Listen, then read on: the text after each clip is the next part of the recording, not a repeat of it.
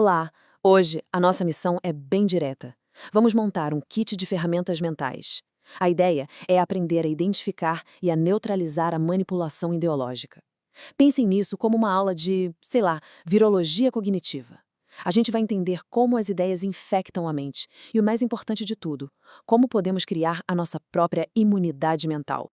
E para organizar a conversa, nosso roteiro é este aqui. Primeiro, a gente vai entender essa analogia central de ideias como vírus. Depois, vamos dissecar o ciclo de infecção em 5 fases. A gente vai ver um exemplo prático, aprender como desarmar esse ciclo e, por fim, fechar entendendo por que o conhecimento é a nossa melhor defesa. Então, vamos começar pelo fundamento de tudo. A base para essa nossa análise é uma metáfora muito poderosa, a de que as ideias se espalham na cultura de um jeito bem parecido com o que os genes se replicam na biologia. Pesado, né? Mas essa frase captura a essência da coisa.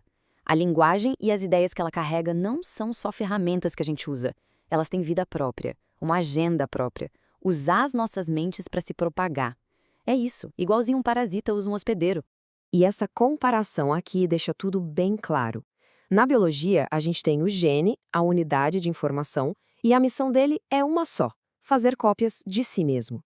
Já na cultura, a unidade de informação é o que a gente chama de meme. E não estou falando de figurinha de internet. Estou falando de ideias, de narrativas, de crenças. E o objetivo é exatamente o mesmo: ser copiado de uma mente para outra. E agora vem a parte que sinceramente dá um frio na espinha. Na evolução das ideias, a verdade é secundária. Uma ideia não se espalha porque ela é boa, ou útil, ou verdadeira. Ela se espalha porque ela é apta, ou seja, porque ela é muito boa em se replicar, mesmo que seja péssima para quem acredita nela. Ok, analogia entendida. Agora vamos abrir o capô para ver o motor funcionando. As ideias virais, elas não se espalham por acaso, não. Elas seguem um roteiro, um ciclo de infecção de 5 fases para conseguir dominar nossa mente. E esse é o ciclo completo: vincular, entrar, replicar, defender e transmitir. Se uma dessas fases falhar, a ideia morre. Mas se todas funcionarem, bom, aí a ideia praticamente assume o controle. Vamos olhar de perto a primeira fase. A fase vincular funciona porque ela sequestra circuitos emocionais que já existem dentro de nós.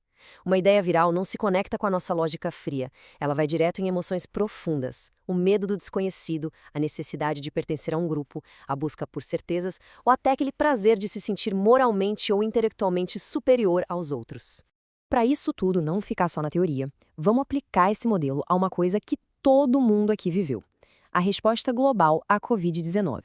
E olha, o ponto aqui não é julgar, não é dizer quem estava certo ou errado. A gente só vai usar esse modelo de 5 fases para entender a dinâmica das ideias que estavam circulando na época. A primeira fase, a de vincular, encontrou um terreno perfeito. A pandemia gerou um estado de medo e incerteza em escala global.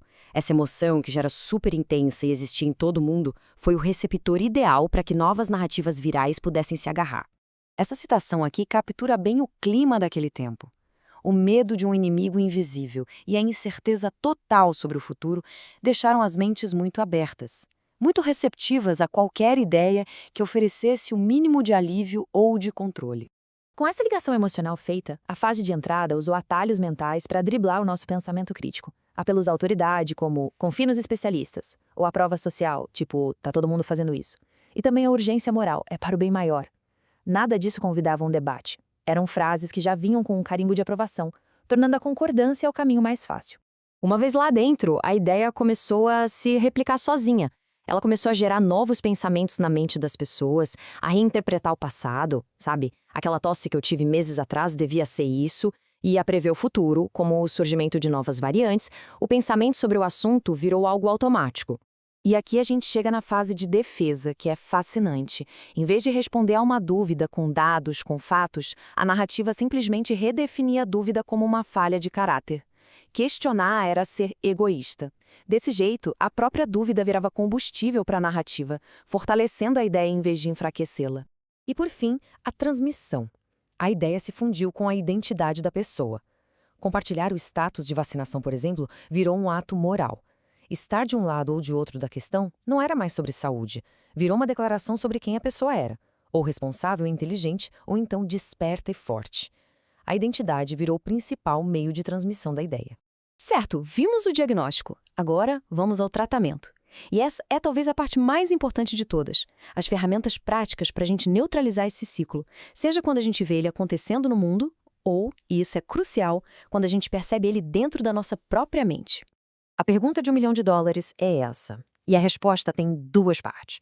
Primeiro, aprender a sacar em que fase do ciclo uma situação se encontra, e segundo, usar algumas frases específicas para desarmar o mecanismo.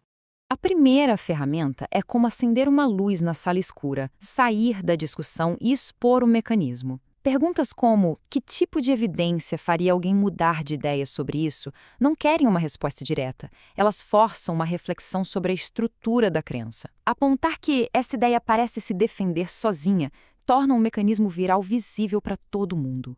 A segunda ferramenta é fundamental: separar a pessoa da ideia. Muitas vezes, essas ideias virais se grudam na nossa identidade. Frases como estas dão permissão para a flexibilidade intelectual. Elas lembram que mudar de opinião é um sinal de força, não de fraqueza, e que a lealdade de uma pessoa não deveria pertencer a um conceito abstrato. E com isso, a gente chega na nossa conclusão que resume a principal lição de toda essa análise. É sobre como construir uma defesa mental que seja de fato robusta e eficaz. E aqui está o pulo do gato. O antídoto final não é ter mais fatos ou mais dados, é ter mais consciência. A defesa mais poderosa contra uma ideia viral é simplesmente ser capaz de enxergar o ciclo de 5 fases em ação. Na hora que a gente reconhece o truque, a mágica acaba. Mas por que essas ideias se fixam tão bem? A psicologia por trás disso é o princípio do negócio inacabado. Uma ideia viral cria uma tensão, um ciclo aberto na nossa mente que pede para ser fechado. E isso nos força a pensar nela, a replicá-la e a transmiti-la para outras pessoas na tentativa de encontrar uma resolução. E a gente termina com uma pergunta para levar para casa. Agora que a gente entende o mecanismo, o trabalho de verdade começa. Olhar para dentro. Quantas das nossas crenças mais queridas não foram realmente escolhidas por nós, mas simplesmente se replicaram na nossa mente? Essa autoanálise é o primeiro e o último passo para uma verdadeira soberania mental.